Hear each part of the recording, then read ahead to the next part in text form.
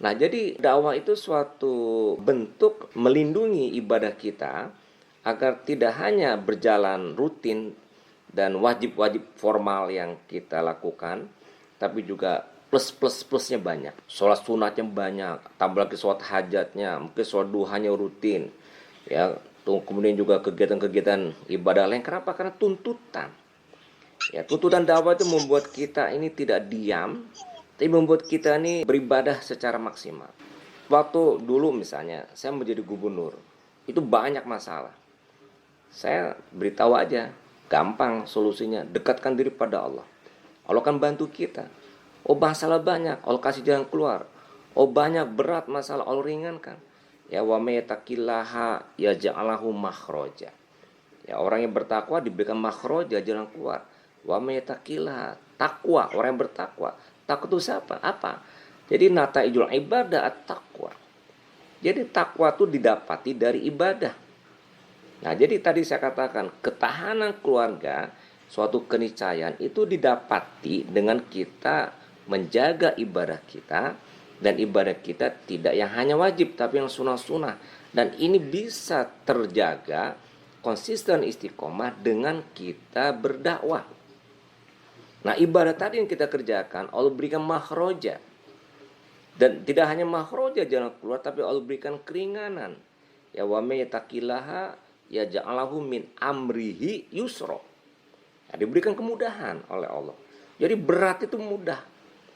Urusan anak di rumah, kalau rumahnya rumah dakwah, keluarganya keluarga dakwah, dan ibadah terjaga, itu nggak jadi masalah.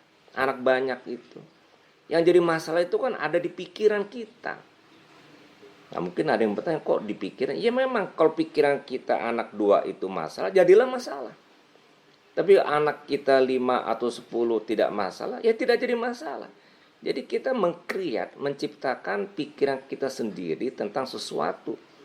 Oh, panas, kemarau, kita berdua.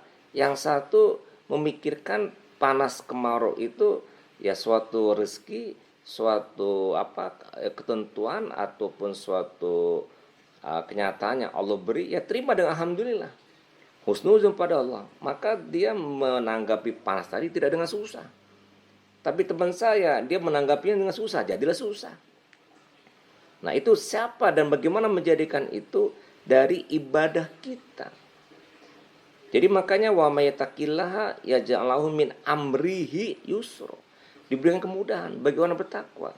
Takwa itu didapati dari ibadah. Ya ayuhan nasu budu rabbakumul ladzi khalaqakum walladzina min qablikum la'alakum tattaqun.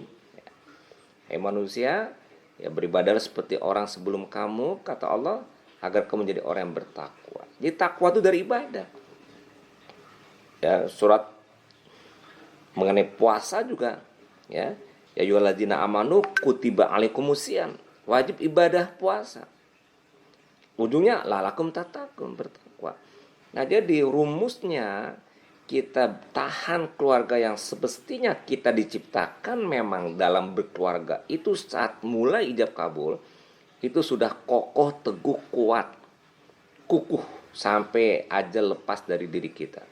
Kebahagiaan pun didapati dengan keberlangsungan terus menerus dengan adanya mawadatan warahmah, dan kebahagiaan lainnya yang disebutkan juga oleh para ulama baiti jannati, misalnya keluargaku surgaku.